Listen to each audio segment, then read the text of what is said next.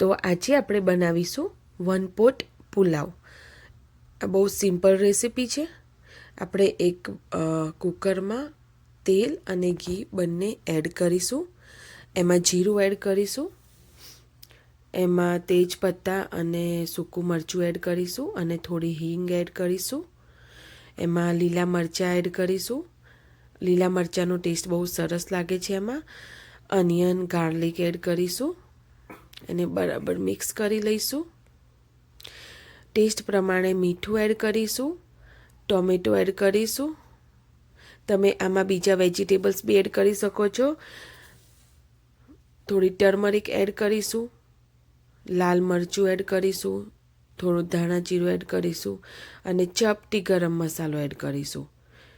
અને પછી આપણે રાઈસ એડ કરી દેવાના છે અને મિક્સ કરી દેવાનું છે. અને પછી કુકરને બંધ કરી અને 2-3 સીટી કરી લેવાની છે.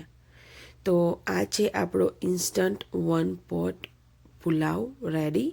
તમે આમાં ગ્રીન પીસ એડ કરી શકો છો અને it is very healthy. Thank you.